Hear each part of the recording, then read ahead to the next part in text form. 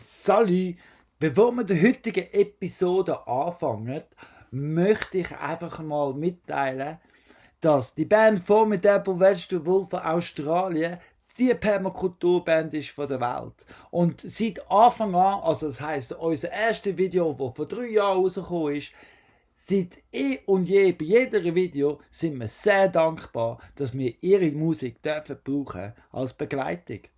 Und uns freut es umso mehr, dass Sie im Juli hier in Dresden werden sein. Hey, also, wir wünschen viel Spaß mit der heutigen Ausgabe von Paradies in Dresden, unsere Woche, unser Leben und ja, viel Spaß. So, jetzt ist der Bert gegangen. Hey, danke Bert fürs Kommen. Ich bin jetzt schon etwas am Umsetzen, weil ich habe jetzt so Haufen Setzlinge, die langsam gut sind. Also für dich, Bava, tue ich jetzt hier ausgraben. Der da über und mache den Beet neu für noch mehr Tomaten hier am Hauswand entlang.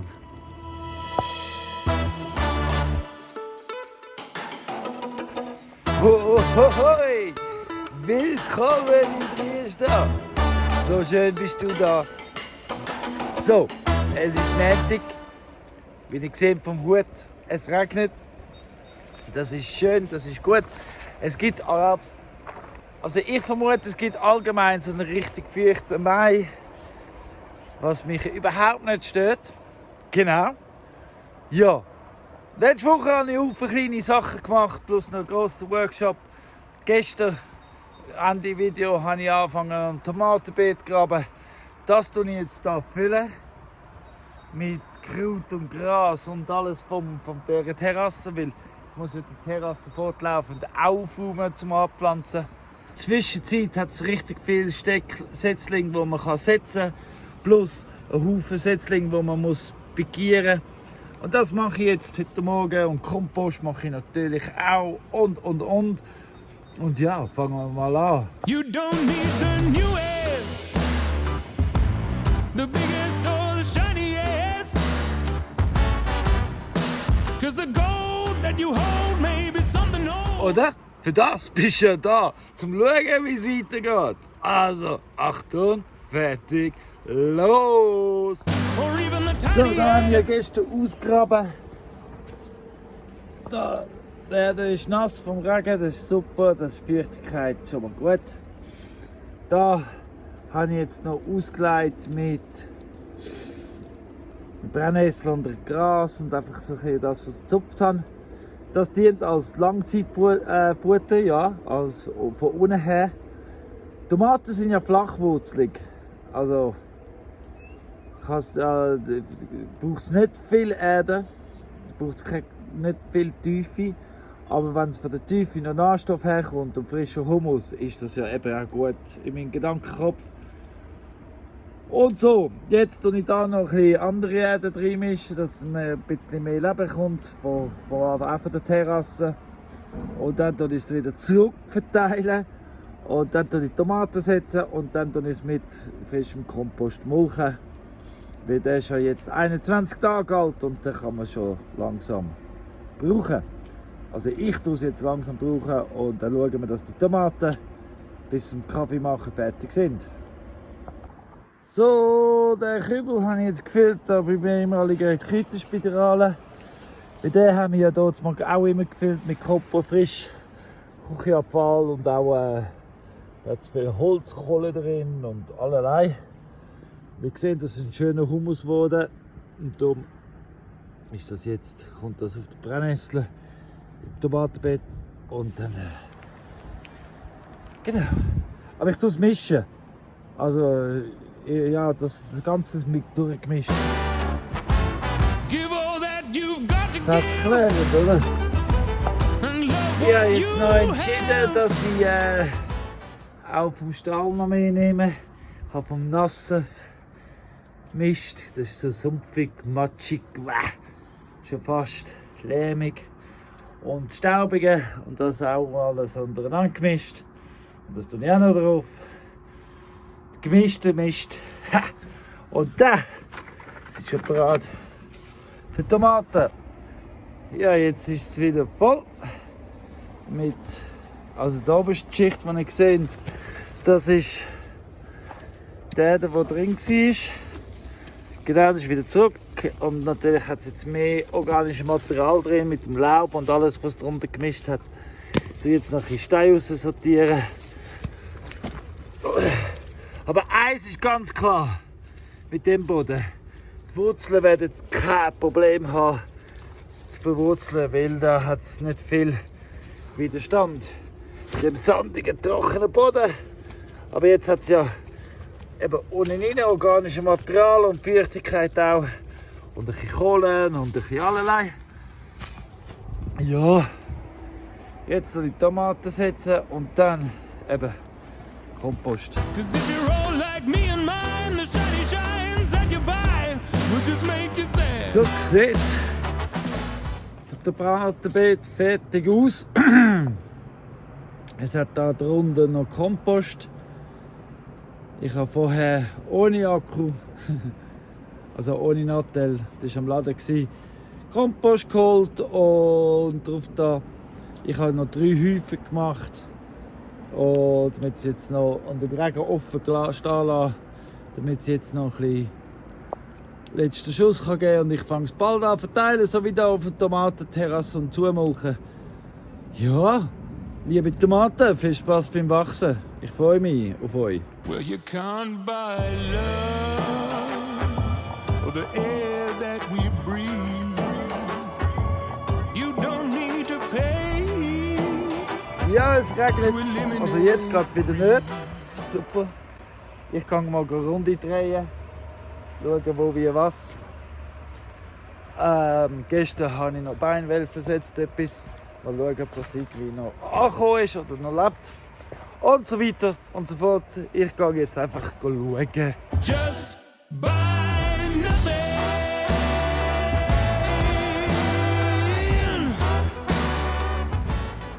Überall das Holz verarbeitet. Aber die Naturzäune hier unten, Bennies Hecken, Naturzäune, Totholz, das gibt ab, da kommt gar nichts drüber. Drunter durch, schon. Aber das, was unten durchgeht, darf ja schon sein. Da über den Eingang wissen wir ja schon, ist ja nicht sturmbedingt. Bennies Hecken haben wir auch angefangen, vor dem Sturm. Aber nach dem Sturm ist er besser geworden. Das ist auch ein natürlicher Hag. Da habe ich einfach zum den Weg entlasten, also da als Wasserverlängsamer, der da drüber fließt. Da als Teich, als Happy Habitat um den Teich herum, plus Teich für Dammverdächtige später und versetzt, festheben und Happy Habitat immer. Schauen mal, wie schön Bennies Hecken sich integriert in der Landschaft. Da wird jetzt mit der mehr Feuchtigkeit alles dichter wachsen und das darf jetzt auch Dschungel werden. Weil das Wasser muss ja auch aufgenommen werden, wo da verlangsamt wird. Und die Verwurzelung ist vor allem ja wichtig. Weil die Wurzeln ist das, was wirklich das Zeug aufhaltet und verlangsamt das Wasser und abhaltet. Und dann noch den Hügel zusammenhaltet und alles. Also darf es wirklich auch Wildzonen geben, wo Bäume dazwischen wachsen. Da gibt es auch Ernte natürlich mit der Hibiskus. Also Hibiskus, nicht Hibiskus. Hagebutten.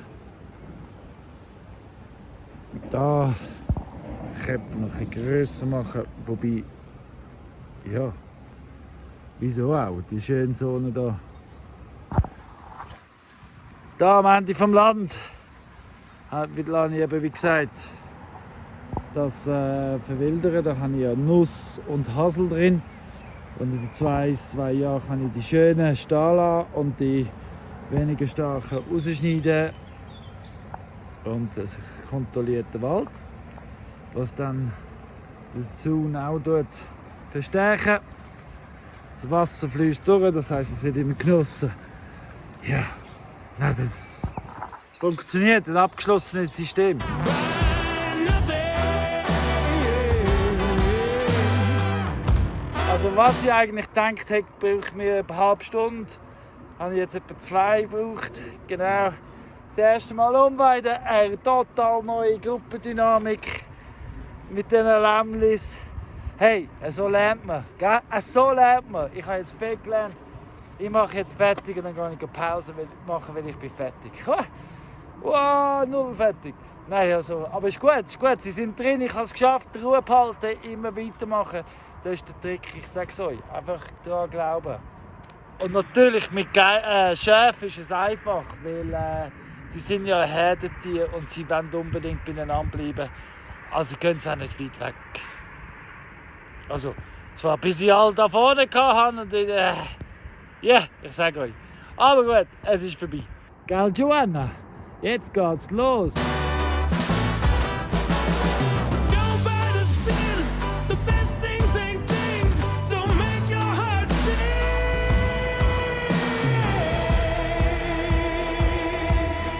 Firmen ausbauen in Natisch hat man da gesehen, das einen Haken geschenkt, ganz grossen Hirngeflecht, super geil. Jetzt bin ich schon mit dem Velo von Natis durchgefahren, mit dem auf die Schultern. Zwischendurch hat man die Polizei das Leben schwer machen, indem sie mir gesagt haben, ich muss absteigen und stoßen. Aber wir sind uns dann einig geworden, dass es viel schwieriger ist und eigentlich lass mich doch in Ruhe. Sie sind weitergefahren, ich habe Pause gemacht und dann bin ich weitergefahren. Danke vielmals. Haben wir nicht mehr länger müssen darüber diskutieren, überhaupt überflüssig. Hinter mir, wir sind im Fahrverbot, hinter mir das Auto bleibt stehen, im Fahrverbot. Und der darf weiterfahren. Kulant sind es. Aber jetzt laufen wir rauf. Für gratis Hirngeflecht mache ich viel. Vor allem ist es nicht so schwer. Es ist wirklich so ein dünnes, einfaches, super geil. Ich will wieder Hirne, ich vermisse meine Hirne. Darum trage ich das jetzt auf.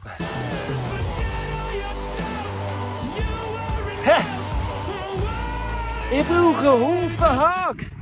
Natürlich nehme ich alte Häge entgegen. Und wenn ich kein Geld habe, trage ich es auch natürlich darauf.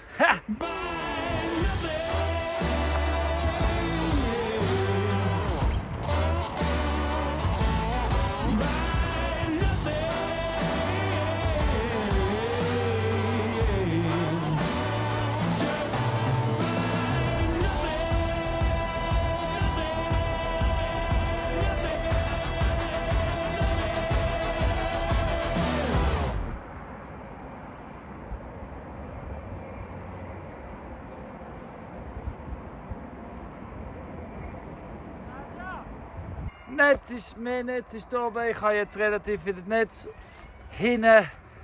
Beim Bios nehme ich es ein bisschen weg, das noch. Und wenn ich es noch brauche da. Und dann werde ich Animal Park so einpacken, dass die Hühner frei bewegen können. Und im Winter, dass es ein Fixtün ist. Ja. Bei Fixtün kann man richtig bewachsen lassen. Fixtün kann der Fuchs nicht dran. Und ja, alles klar.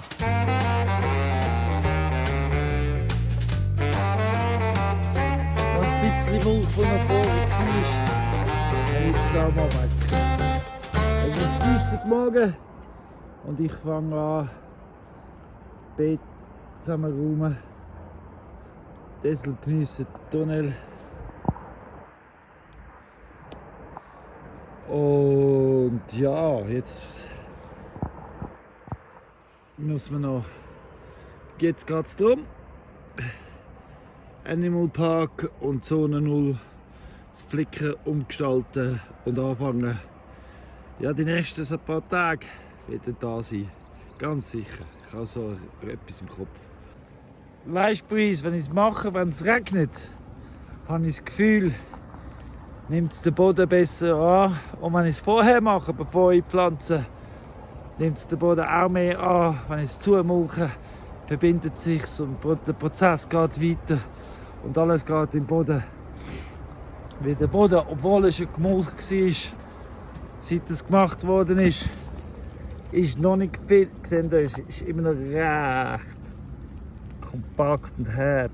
Gut, das ist noch Mulch, aber es ist noch nicht so geil. Wirklich noch nicht so geil.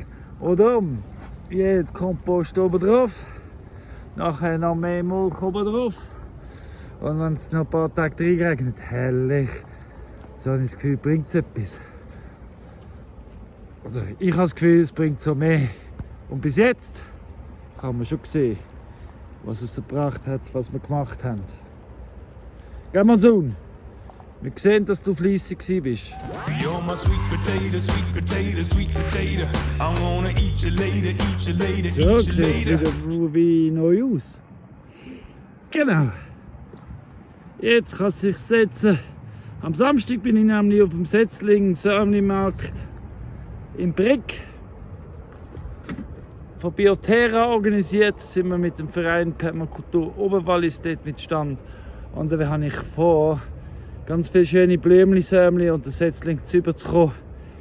Dort, wo ich da will, anpflanzen will, es soll doch schön Blümchen sein. Und für das habe ich jetzt eben, also mein Gedanke ist, jetzt hat es Zeit zum Reinregnen und feucht werden.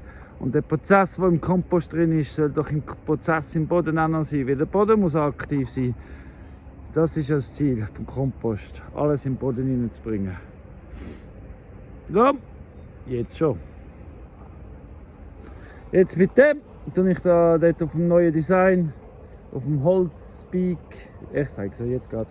Ja, jetzt ist wohl klar, wenn jetzt wo eine ganze Garette Mist drauf ist, also Kompost, ist ja klar, ich muss es mulchen. Für das nehme ich einen gröberen Mulch und nehme von dem Schafstall. Weil eben, es macht ja nichts, wenn es viel Mist und Zeug drin hat. Also ja, sieht auf einmal aus wie ein Erdbeet und nicht ein Holzbeet. Ha, schon gut. Täuschungsmanöver, Trick 77. Ha. Aber wir werden sehen, wie lange es geht. Tatsächlich, es ist jetzt der 6. Mai 2025. Mal schauen, wenn wir dann darüber reden, wie schön der Beet am Wachsen ist. Also, wenn man es nicht weiss, auf den ersten Blick sieht es aus wie jeder andere Beet. Und es ist eine richtig gute Schicht Mulch mit viel Bisi und alles drum und dran. Aber sind wir ehrlich, es kann nicht zu viel sein, wie wenn das Holz immer feucht bleibt. Als Resultat, was ja nicht wird sein da oben. Aber wenn es länger feucht bleibt, ist das gut. Die Feuchtigkeit ist, was es ausmacht. Ja, so geht der Muster weiter. No guts, but under mud, you're unrelated. 'Cause you're my sweet potato. So, als nächstes bin ich da am Bluesmuse am Auseinandernehmen. Zuerst mal den Hag weg. Das ist ja Verschleißhag, also kaputter Hag. Und da haben wir ja da. Das werde ich jetzt aber zum den verschiedenen Gärten einpacken. Ich möchte ums Haus herum viel anders noch einpacken und das wieder auseinandernehmen. Weil das ist ja kaputt. Ich will ja auch das anders Durchgang ermöglichen. Ja, es ändert. Es gibt einen Frühlingsputz und eine Änderung. Das ist eigentlich schon lange im Sinne, aber durch eben den Schaden beschleunigt worden. Für da unter anderem wäre Sandsäck. Das wäre wirklich gut. Da könnte ich da ausgraben, hätte mehr Platz und Sandsäck um den ganzen Hang zu stützen. Mit dem eigenen und isolieren auch. Ja, eins nach dem anderen und das ist eben der Anfangsgrund, wieso. Und auch ein Lernfeld. Das ist auch der erste Ort, wo ich mit Sandsäck arbeite, zum Lernen mit Sandsäck arbeiten. Genau, wieso? Das ist weiteres und weit. Well, I see you being all shriveled in my cupboard. Let me put you in the garden bed. I think you love it. Gonna leave you Sehen Sie, was fehlt? until you make another. Oder was weg ist, besser gesagt. Fehlen tut es nicht. Weil das wird jetzt gebraucht an einem anderen Ort. Und darum genau richtig, wie es ist. Da, nächster Schritt ist die Ecke. Und der Ecke, die beiden Ecken müssen geändert werden. Das wird auch geändert. Also es wird alles grösser und der Eingang kommt nachher von da.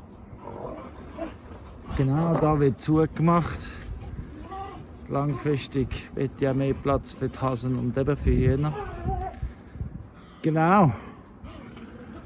Aber ja, alles noch im Kopf. Alles noch im Kopf. Und das wird jetzt anders.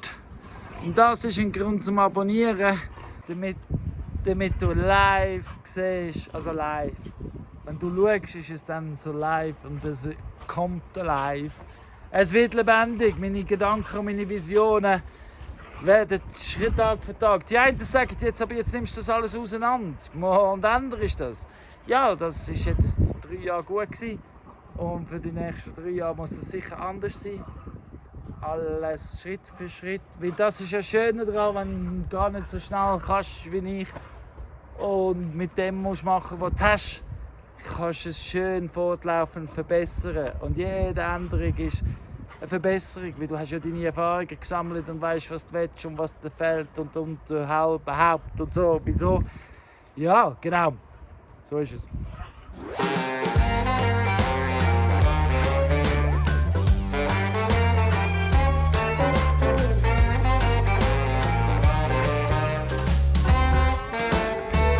Das geht natürlich auch viel schöner, aber das ist schon recht zu sau.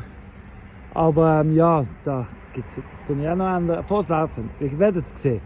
Muss ich jetzt schaffen und weniger filmen, aber am Schluss zeige ich euch, wie das dann aussieht. You're a ground cover, ground cover, ground cover. Mound lover, drop tougher, you're my sound brother. Gonna dig you, wash you, cook you, eat you for my supper. My little sweet potato, sweet potato. Yeah, you sweet potato, sweet potato, sweet potato. I'm gonna eat you later, eat you later, eat you later. You're my Der Hag ist jetzt der Ecke, der Sack ist eingepackt. Der Hag, der muss geflickt werden, kommt weiter raus. Nimmt die Hügelkultur mit rein. Dann gibt es dort noch das Tor. Da, beim Kates Pool, bei den Stegen. Dort gibt es ein Tor. Haben wir ja. Und eben der Hag kommt dann noch weiter raus. Und dann gibt es da durchgehend. I'm gonna pluck your leafy tips. I'm gonna cut you into chips. Baby, whip me up some dip. My little sweet potato. You're my sweet potato, sweet potato, sweet potato. I'm gonna eat you later, eat you later, eat you later. Also, es ist ja so, dass der Colin hat ein neues Weidesystem. Das hat er jetzt nach 3 Jahren Erfahrung, ist er auf das gekommen. Er tut jetzt mit 2 Zäunen immer die Weide machen für die Schafe. Und dann nachher tut er 2 anhängen, so dass er einfach öffnen und einfach übergehen lassen. Und dann nachher hat er wieder ein neues Feld mit 2 Zäunen. Und dann tut er die anderen 2 abbauen und wieder aufbauen, so dass er sie verschieben. Ist das nicht super? Ich finde, das ist schon fast ein bisschen organisiert. Sehr organisiert für den Colin. Nein, seriös, ohne Seich. Ich finde es wirklich super. Dann kann er das alle 2 Tage machen, hat voll den Rhythmus. Entweder Kompost oder Weiden. Und dann hat er immer noch Zeit für anderes. Das ist doch perfekt, oder? You're my savior with the flavor. Und schaut mal, was ich mit Zäunen entwickelt habe. My sweet, sweet. You're my sweet potato, sweet potato, sweet potato. I wanna eat you later, eat you later, eat you later. Than a regular potato, you were so much greater, my little sweet, my sweet potato. Die ersten 2 wilde Rosen. Ja, genauso wie der Colin und ich da. Den Zaun haben wir abgezügelt, weil der Colin da alles schön eingezäunt hat angefangen. Und jetzt haben wir da, der Zaun ist bis da oben gewesen, jetzt haben wir den da oben verschoben. Neue Pfosten eingeschlagen. Ja, und jetzt haben wir da ein schickes Türchen zum Durchgehen. Genau, und das heisst, der Ankersees Terrasse und der Hügelbeet können neue Beete, kann man noch pimpen. Also das heisst, das Holzverteil liegt oben drauf und da hinten gibt es ein neues Beet.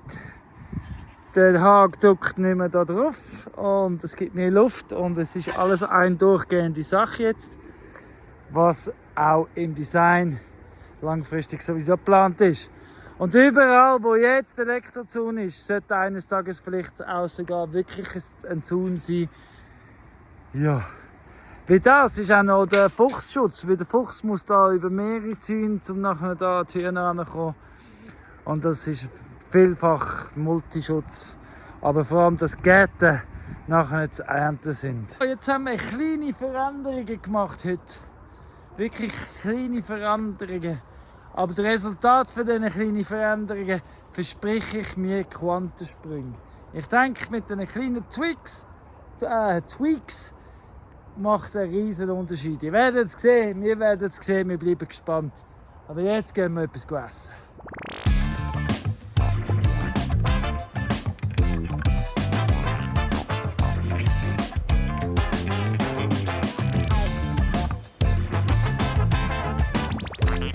Also die Ausgangslage ist ja so, da drauf läuft Wasser, wenn viel Wasser läuft.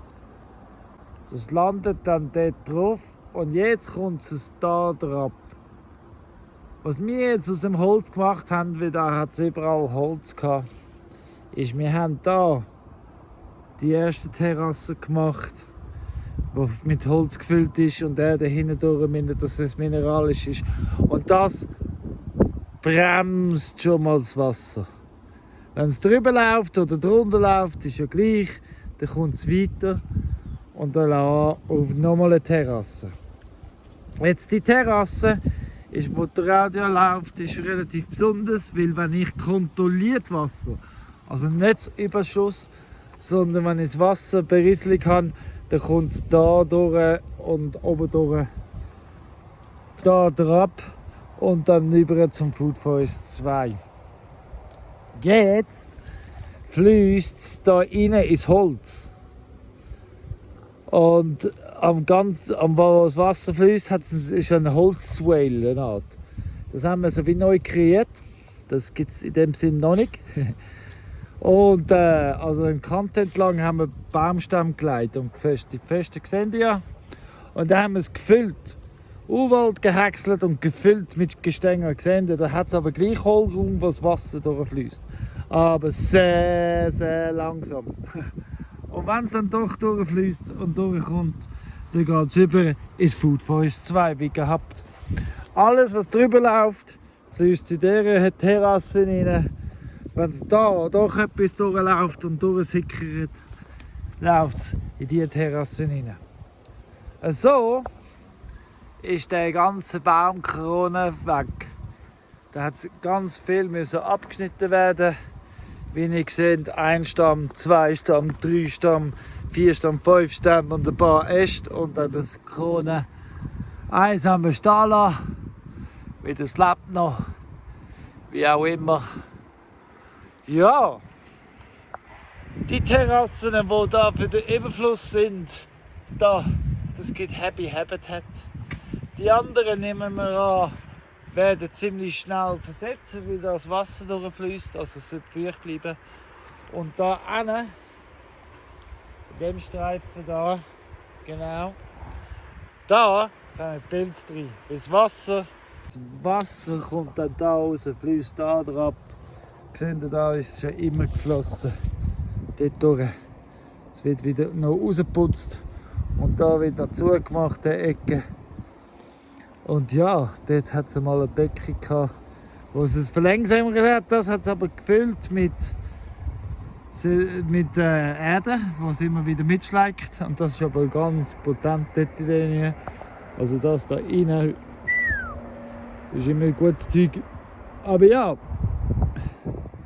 jetzt wird es ganz viel langsamer und es wird sich verteilen. Und vor allem das, was oben runterkommt, da verteilt sich auch mehr, verlangsamt, verteilt, es kommt da in die Terrasse rein, verteilt, verlangsamt, geht es weiter, verteilt, verlangsamt, verteilt, verlangsamt und da kommt es ja sowieso auch drauf.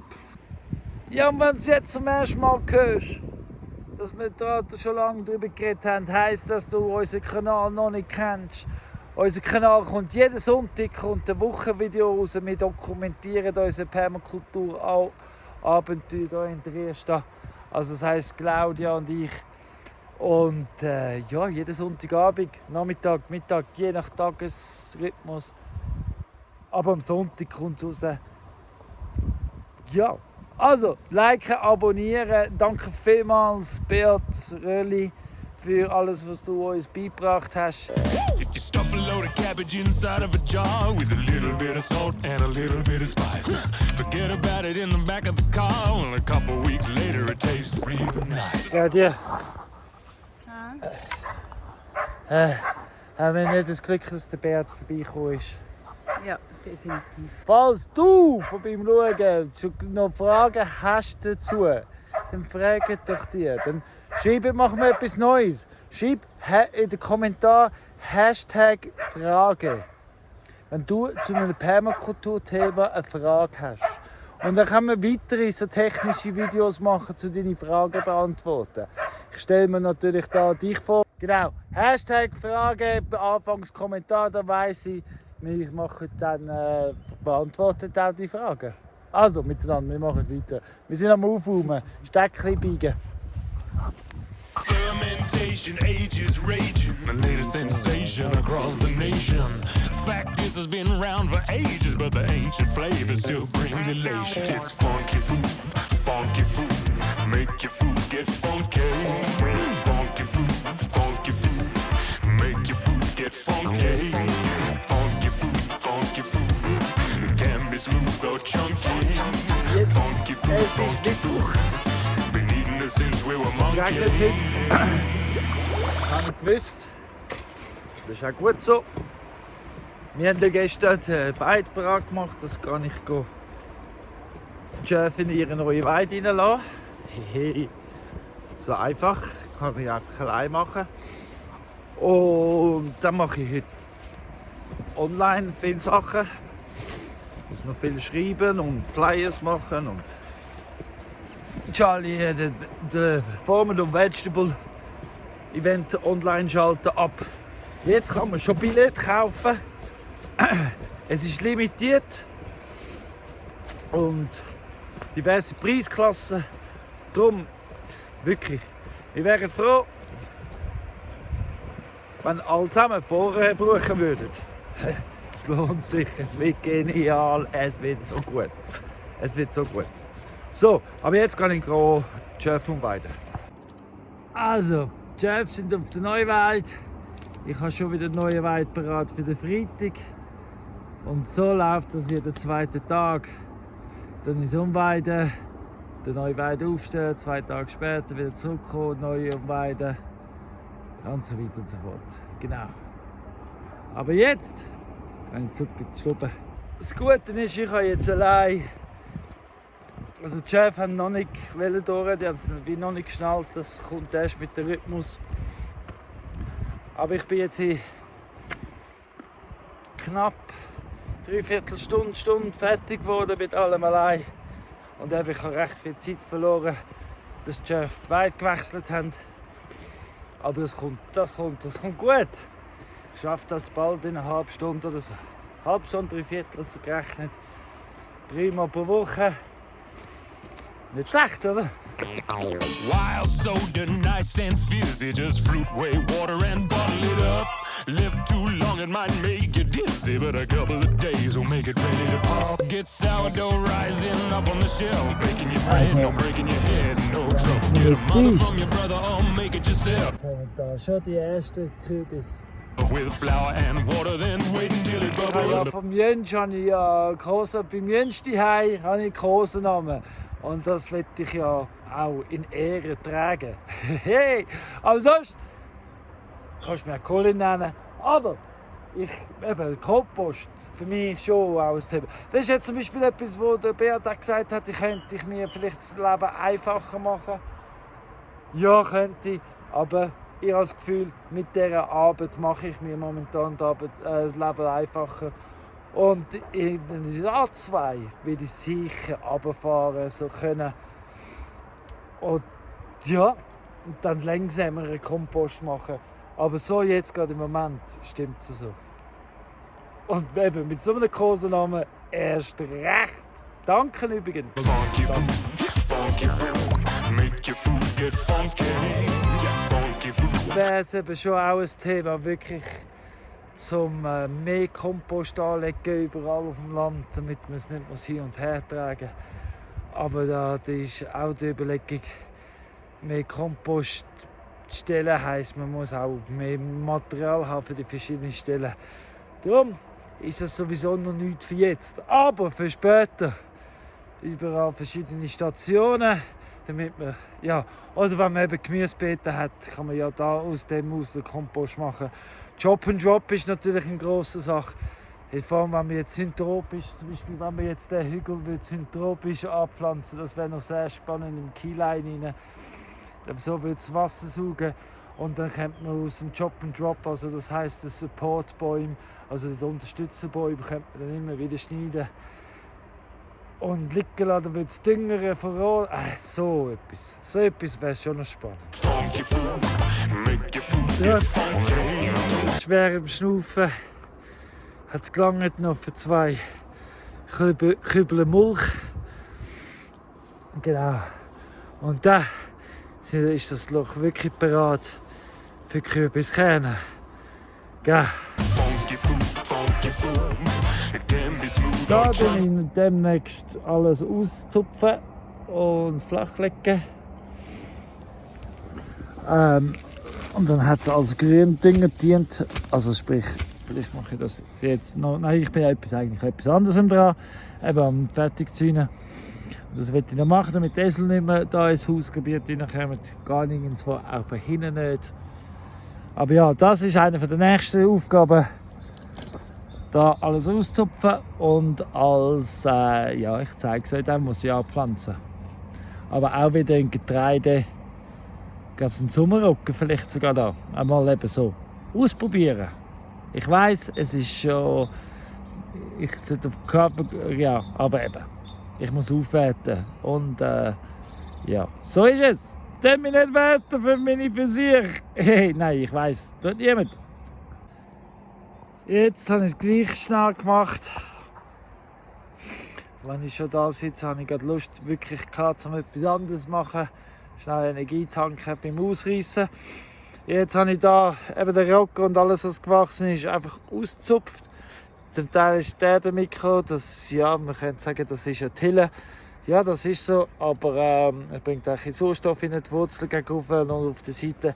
Aber schlussendlich ist der Dinkel, der da war und alles, was da liegt, jetzt Gründünger als Mulch. Und plus alles, was oben drauf gelegen ist, als Laub und Gacki und so, ist jetzt auch ein bisschen drunter gemischt. Da kommt noch Kompost drüber. Und dann nach dem Kompost wird noch angesät mit dem neuen und dann wird gemulcht und dann schauen wir weiter schauen. Weil im Moment die Terrassen müssen wirklich geil aufbauen werden, so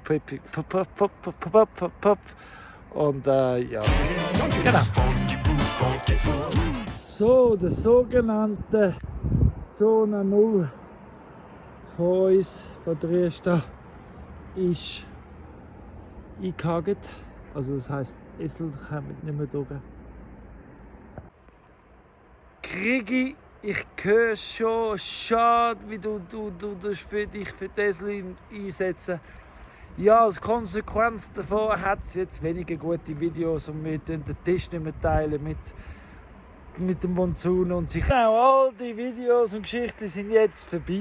Aber dafür fahren wir in Zukunft auch eher eine Ernte ein.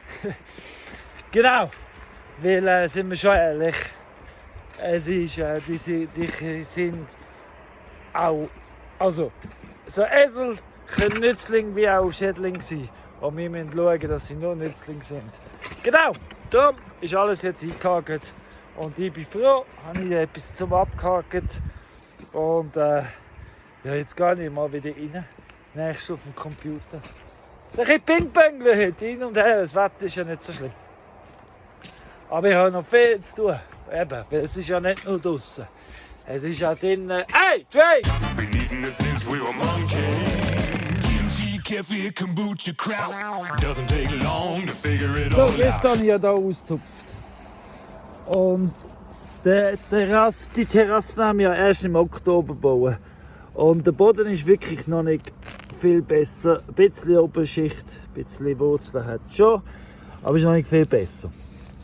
Jetzt, was ich mache, ist, nur auf der Terrasse von der Schmatt, Lötschberger, Lötschtaler Sommerrücken verteilen von der Schmatt, Sortengarten. Ganz intensiv, ganz dicht und ich da drauf streue. Da ist alles ausgezupft, also alle Wurzeln sind nicht mehr drin. Außer da am Eck ein bisschen gerade Vorzeigeffekt. Ja genau. Alle Wurzeln aus, alles ein bisschen umgekehrt, dass es verrottet. Samen drin und dann mit Kompost decken und schauen, was wächst. Die Idee ist aber einfach wirklich Gründünger, Aufbau, organisches Material reinbringen, das nachher zum mineralischen Material wird und einfach der Boden muss aufgebessert werden. Aber ja, es ist ja erst seit Oktober, also hat es eigentlich nicht so viel Zeit gehabt im Winter und auch nicht, ja. Aber machen wir mal weiter. Lacto, bacto, accept the facto. Funky food is what it's all about.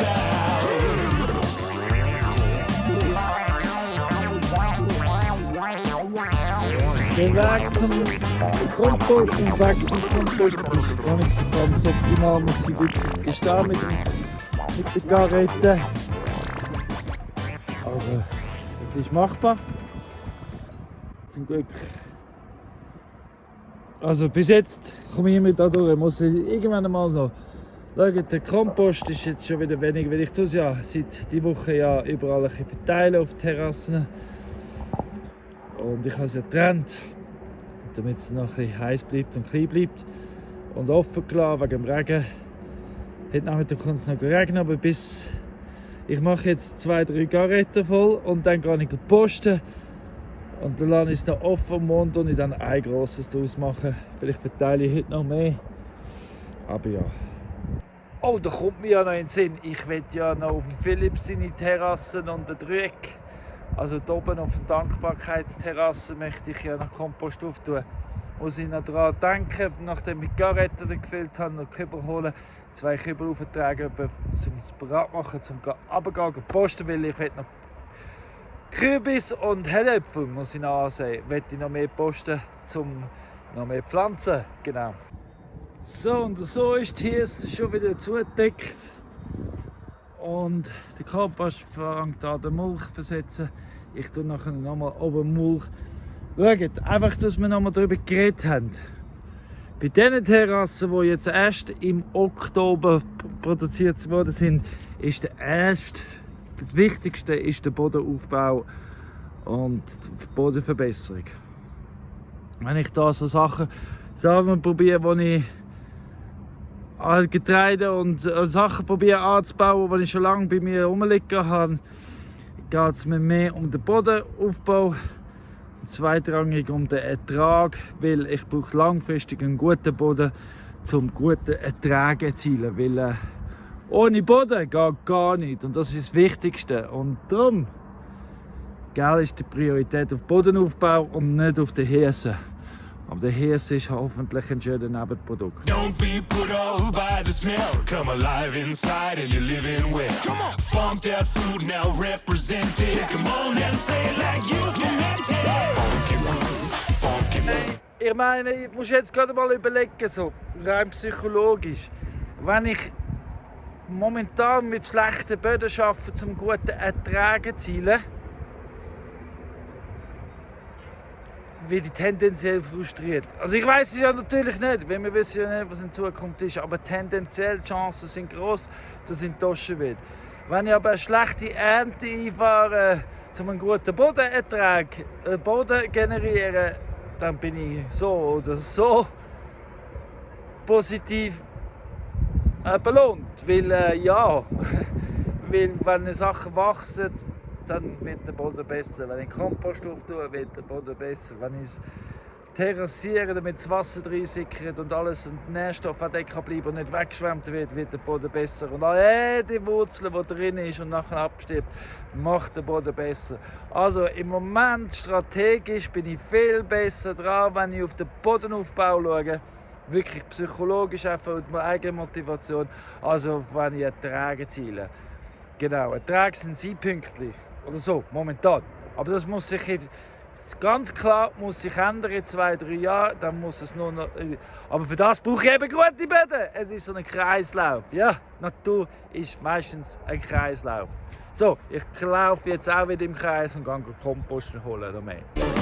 Make your food get funky. Funky food. Wir darüber geredet haben, indem ich den Kompost hier hingetragen habe ich nicht nur Kompost hier hingetragen. Da habe ich ja noch viel anderes mitgebracht für den Boden.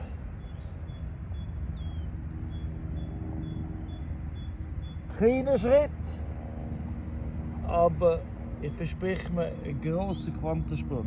Funky food. Make your food go funky. Indem ich den Mulch, Entschuldigung, den Mulch aus dem Stall rausnehme, zum Beispiel hier im Busmuse, ist der Mulch hat sich ja, wenn man es wirtschaftlich angeschaut, schon mal etwas genützt. Plus, als Mulch ist ja dann nicht nur Stroh oder Heu oder Misch, sondern da hat es auch schon viel mehr drin. Genau, ob jetzt Urin, Gacki oder Kribbelkäbeli. Ja, so ist jedes Stück Stroh mehrmals benutzt. Die Esel sind ja sicher auch schon drüber, was sie haben fressen, haben sie gefressen. So wie die Müsli, die da drin rumrennen und was auch immer. Aber auf jeden Fall, es lebt, es ist mehrfach benutzt. Also kann man sagen, ist das auch, wenn man das einkauft, der Stroh und der Heu, wirklich zum optimalsten ausgenutzt und jeden Nutzen davon gezogen. Aber gleichzeitig tue ich auch immer wieder aufräumen, was ja hygienischer ist für die Tiere, wenn es da kann immer wieder Neues, dann kann ich es immer wieder füllen. Vorher bin ich im Tal. Und dann im Tal habe ich 5 Kilo Herdäpfelsämli gekauft und tue jetzt die 2 verschiedenen Sorten dort im Korb rein, auf der Ankersee-Terrasse hinter dem Hügelkultur. Genau, dort ist es windgeschützt. Und ich habe letztes Jahr schon einen Herdäpfelturm gemacht, also mit mäßigem Erfolg. Das Jahr mache ich es besser, Verbesserung. Wieso ich jetzt einen Turm mache? Einerseits zum zeigen, dass es geht. Zweitens mal einfach weil Platzgründe suchen. Die Theorie ist, dass man in sehr Höhe ganz viel Herdäpfel herstellen kann. Zweitens, wenn man es auseinander nimmt und erntet. Zum Ernten ist es auch viel einfacher, man muss nur aufmachen, geht alles raus. Und das Ganze, was im Turm ist, kann ich nachher dort auf der Hügelkultur drauf tun, um noch mehr Höhe zu machen. Und es ist alles einfach noch wunderbare Erde. Genau. So, erste Schicht habe ich schon gegeben, als ich den Turm aufgestellt habe. Das ist noch Kompost. Unten dran ist natürlich Erde. Und im Idealfall gehen die Herdäpfel, die hier auf dieser Ebene sind, gehen auch noch tiefer und den Boden auflockern. Dann hatte ich letztes Jahr in der Ecke gehabt. Und es ist ein schöner Boden drunter.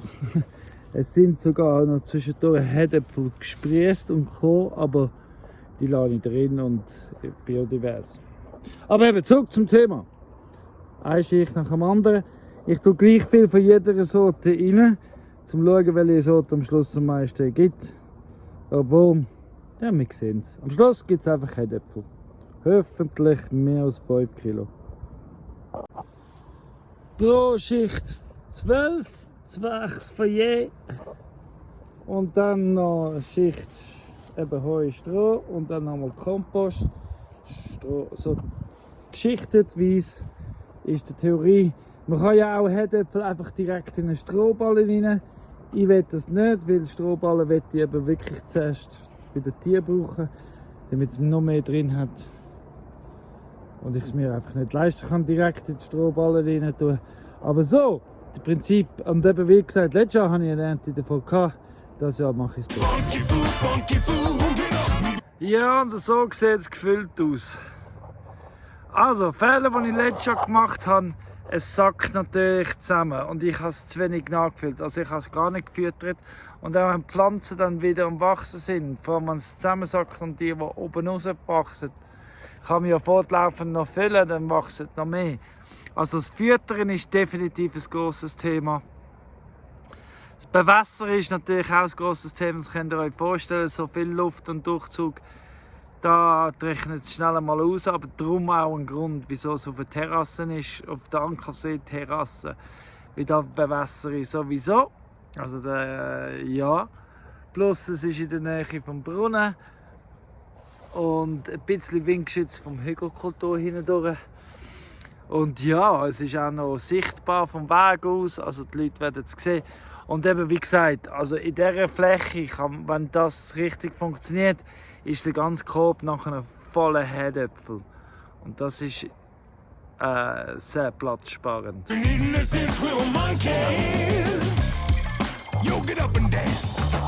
Aber ja, jetzt theoretisch geht es 100 Tage, weil Herdöpfel sagt man 100 Tage. Und in 100 Tagen nehmen wir es wieder auseinander, plus minus. Also meistens ist es ein bisschen länger, wegen dem Wasser und so. Aber wir werden es sehen. Da nebendran wachsen schon ein bisschen Bohnen. Vielleicht wachsen sie dann noch dran rein. Vielleicht bringe ich da noch ein bisschen Bohnen rein. Es gibt ja von außen Gurken. Genau, Gurken kann ich ja noch von außen her anpflanzen. Also da rundherum rein. Genau. Und jedes Mal, wenn es regnet und Wasser reinkommt, fließt ja natürlich Nährstoff durch und raus. Aber das fließt ja auch in die Terrasse. Also, darum multifunktionell und am richtigen Ort, so wie es ist. So, wieder mal ein kleiner Schritt, der Quantensprünge kann erreichen kann. Die restlichen paar Herdöpfel, die noch im Sack drin sind, tue ich jetzt hier rein. Hole auch nachher noch Kompost und Mulch. Und ja, und lade doch da auch noch Herdöpfel kommen. Es hat zwar schon einen riesen Prozess gemacht, der Stallboden sieht schon ist schon sehr humusähnlich vom Aussehen her. Schmecken tut es auch nicht schlecht.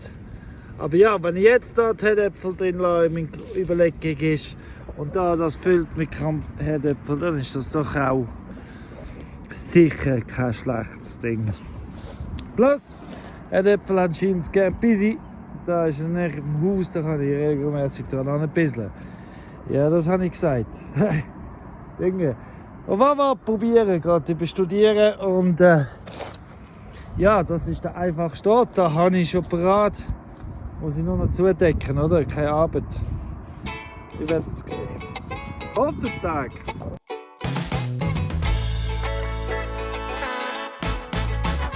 People say I'm a fun guy, but that's more than what I am. Da muss ich jetzt aber wirklich vorsichtig und systematisch vorgehen, dass es wirklich sauber ist. Und aufpassen, dass ich das, was drin ist, was ich will, nicht rausnehme und kaputt mache. Und ja, ich freue mich.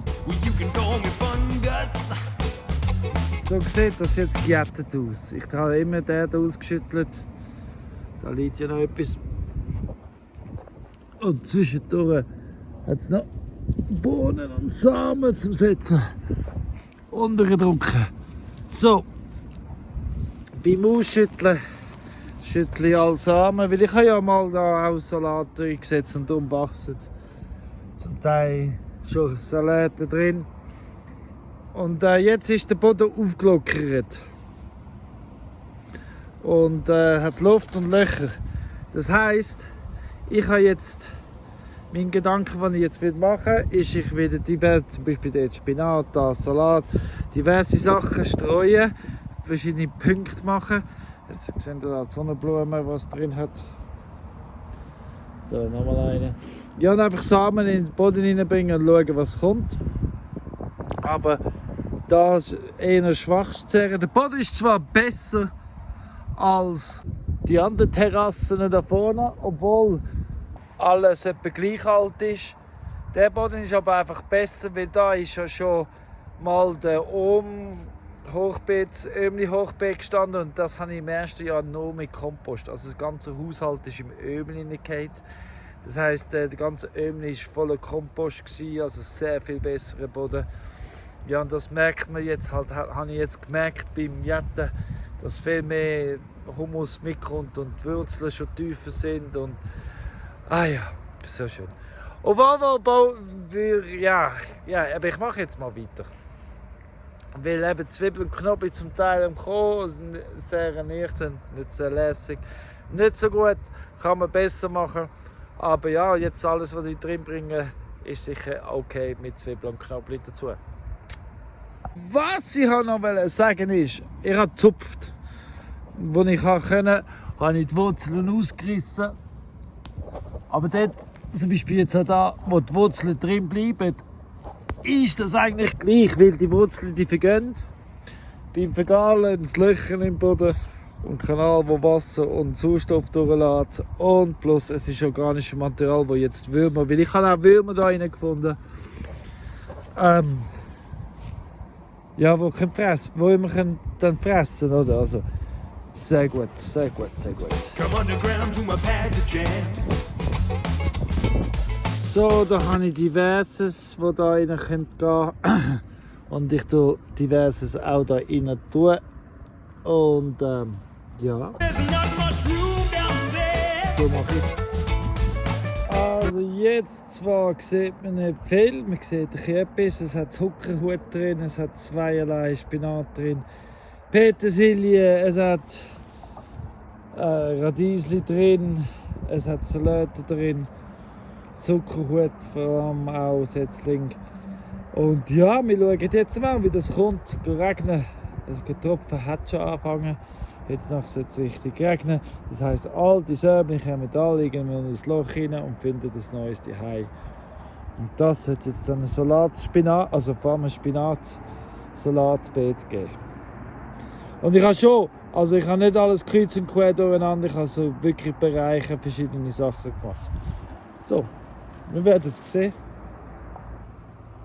ob ich einen grünen Daumen habe. Und eben das, was gejätet worden ist und ich eben nicht als Mulch brauchen, tue ich das Holz mulchen. Und so bringe ich organisches Material, das zum mineralischen Material wird, wo dann das Holz versetzt, wo dann aber alles dann zum organischen Material wird und da die Terrasse ausbaut und die Hügel füllt. Sozusagen, mit der Zeit.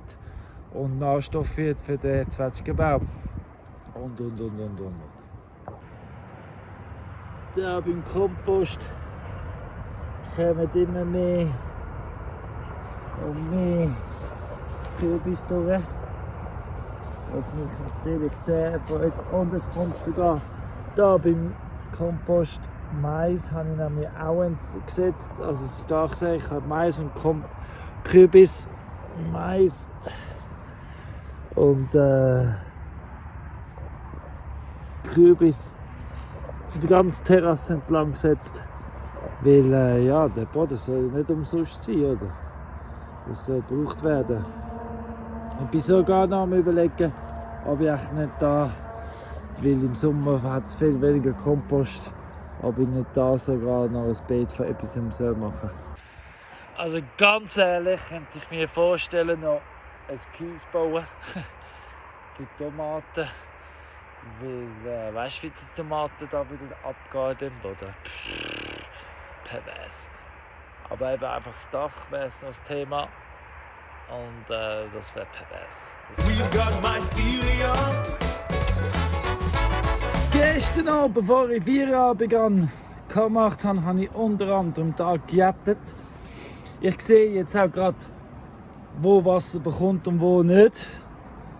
Vom Regen, das ist ein guter, weil da kann man auch Tomaten an sicher. Zudem habe ich weiter unten noch eine Ecke ausgeräumt, bei diesen Terrassen da hinten. wo ich Muskatsalbei angesetzt habe. Genau. Jetzt gehe ich die Schöpfe vom Weiden. Und dann muss ich ins Tal, weil ich muss für meiner Meinung nach Sisyphus-Arbeit erledigen. Ich muss für die Gemeinde und für den Kanton Unterlagen bestellen von anderen Gemeinden und von anderen Kantonsbehörden.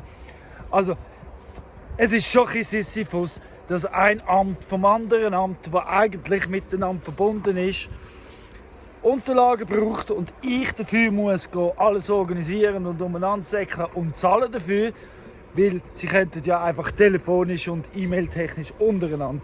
Es ist ein riesen Sisyphus, aber so tut man Arbeit generieren, so tut man Leute beschäftigen. Es ist eine reine Beschäftigungstherapie.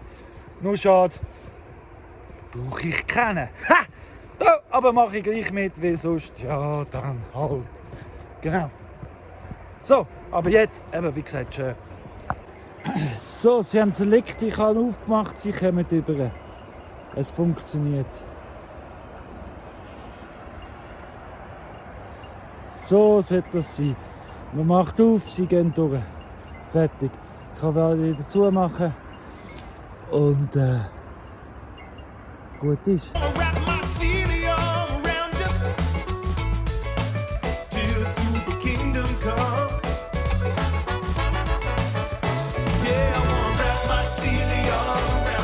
Jetzt muss ich gleich wieder reden. Ich bin auf der Gemeinde.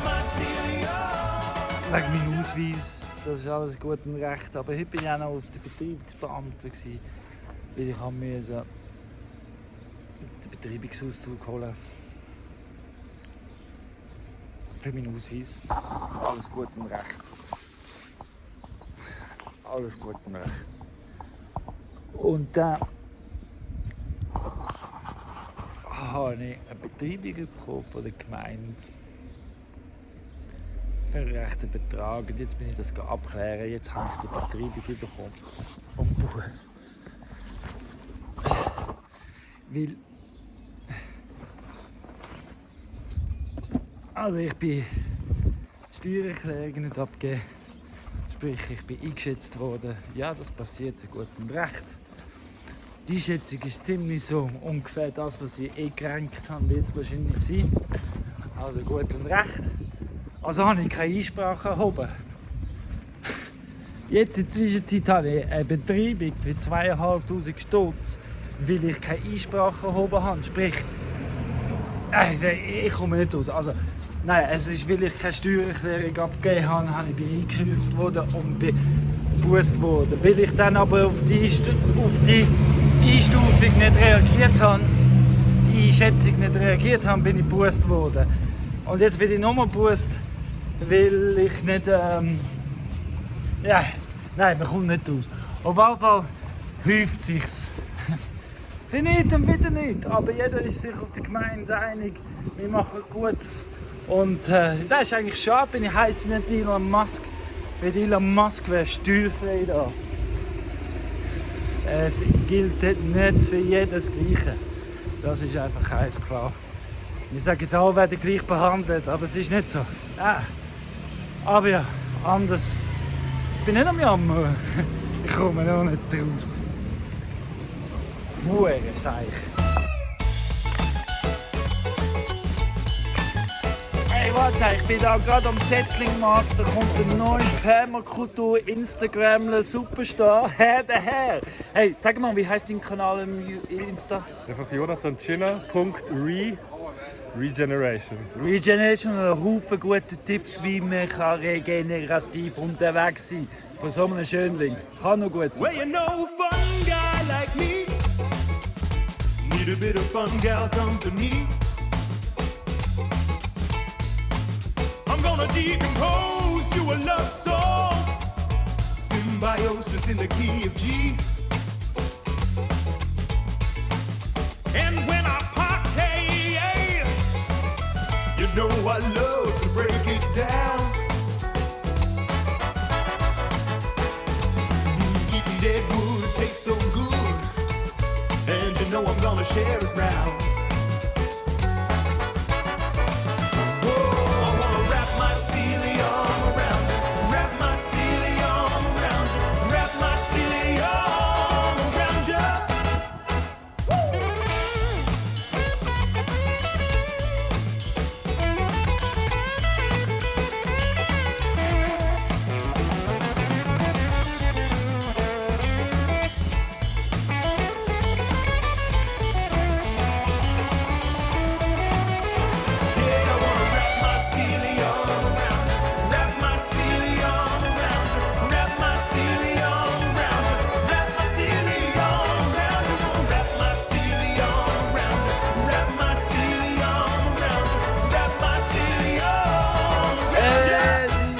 Freitagmorgen, gestern bin ich auf dem Setzlingmarkt gsi. Freitag auf dem Markt und unterwegs ein Haufen Posten, das habe ich ja zwischendurch mitbekommen. Und in der Zwischenzeit ist der Herdäpfelturm schon zusammengesackt. Seht ihr? Ich bin jetzt da, also ich habe noch da 2 Setzlinge hinter dem Herdäpfelturm gesetzt, zwischen dem Herdäpfelturm und der Holzhügel sozusagen. Auf jeden Fall, die Setzlinge haben gerne heiß, aber nicht unbedingt direkt Sonne. Darum habe ich es da hinten da, weil da haben sie relativ viel Schatten. Und ja, der Kompost, den ich aufgebracht habe, schmeiße ich noch da oben drauf. Mulch muss ich auch noch holen. Also fülle ich dann fortlaufend eben da den Herdäpfelturm. Und das heisst, was ich nachfülle, gibt auch mehr Platz oder mehr Ort für Herdäpfel. Oder so, gell? So sollte es doch funktionieren. So, wieder gefüllt mit Kompost und Mulch. Da habe ich auch gefüllt mit Kompost und Mulch. Und da meine Gedanke ist ja nicht nur, dass die Setzlinge gerne mehr Schatten haben, sondern ich bin ja da fortlaufend am Auffüllen. Dann bringe ich auch organisches Material rein, was das da zu einem fruchtbareren Boden macht. Und irgendwann einmal ist das dann schon Hügelkultur. Aber man muss langsam aufbauen, da wir in einem ariden Gebiet sind. Apropos arid, was heisst das? Arid heisst, bei uns verdampft im Winter wie auch im Sommer mehr Wasser, als das reinkommt, weil wir so sonnenexponiert sind. Humid wäre das Gegenteil, das heisst, dass mehr Wasser kommt, als verdampfen kann. Und dann gibt es so semi-arid und semi-humid, so die 4 Stufen. Und wir sind definitiv momentan so weiter vorne beim Wasserhügel, könnte man schon wahrscheinlich schon sagen, wir sind semi irgendwo mit drin. Da vorne beim Hausterrasse sind wir definitiv noch arid. Und darum sind Sachen wie Hügelkulturen schwierig. Und eben allgemein das, was wir mit dem Holz machen, schwierig. Aber nächste Woche kommt definitiv das Video raus, das inspiriert ist, die Permakulturtechnik eben mit Holz umgehen, mit Schneedruck umgehen. Und dann erkläre ich mehr. Ich gehe jetzt die Schäfe noch fertig umweiden, weil es sind alle 2 Tage, oder? Ich habe letztes Mal aber am Freitag, weil es ja so geregnet hat und so unterwegs war, die Neuweide noch nicht aufgestellt. Das muss ich jetzt zuerst machen. Da ich nicht gross filmen. Und dann ist ja schon wieder Zeit zum Videoschneiden. Ja, genau darum sage ich jetzt schon, danke vielmals fürs Schauen. Schön bist du wieder in der Rheinstadt gewesen. Schön gibt es dich wirklich. Die Welt ist ein besserer Ort wegen dir. Immer schön daran glauben, ich tue es auf jeden Fall für dich. Du darfst definitiv auch. Und überhaupt und sowieso sind lieb zueinander. Hey, denkt mehr füreinander anstatt. Ja, übrigens, noch zum Abschluss, im Ausgang, nachdem du geliked hast und abonniert hast und kommentiert hast, gibt es noch ein Video von mir. Das ist Freitagabend, ist ja der 9. Mai gewesen, und das ist der 9. Mai ist der Aktionstag von der European Peace Project gewesen. Und da ist es darum gegangen, dass möglichst viele Leute auf der Welt laut werden für den Weltfrieden. Ja, weil wir sind viel zu nahe am Krieg. Definitiv. Ich lasse jetzt das Video noch laufen, weil ich persönlich, kennt mich als Zwischenzeit, bin laut geworden auf dem Bäuermarkt Wisp, und das hat man dann als Video aufgenommen.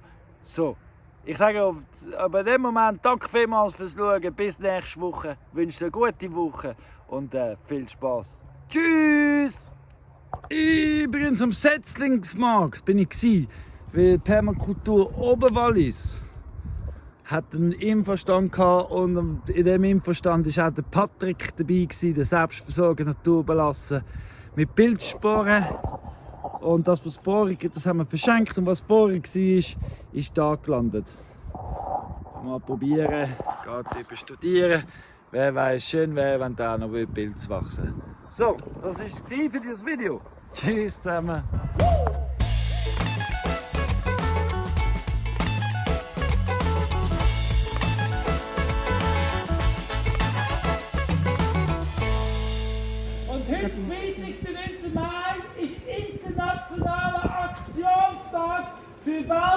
Weltfrieden.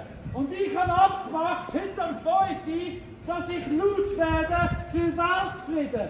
Weil momentan auf unserer Welt herrscht viel zu viel Krieg. Und nur weil es uns in Wallis gut geht, heisst nicht, dass es uns nicht angeht. Momentan ist 5 ab 12, nicht 5 ab 5. Und wir müssen uns bewusst sein, dass Weltkrieg eine bewusste Entscheidung ist von Arschlöchern, die über uns bestimmen. Und wir haben Leute da im Tisch, die wegen Krieg da sind. Und sie sind keine Belastung, sie sind belastet worden. Und ganz wichtig zum Abschluss, wir müssen schauen, dass es uns nicht auch noch passiert. Wir brauchen Frieden auf Erden und ich habe meine Abmachung eingehalten, weil ich mache alles, was möglich ist für Frieden. Und das hat sich nicht gebracht, vielleicht auch nicht. Seid hingestellt, ich habe es gemacht, danke fürs Zulassen. Ciao zusammen.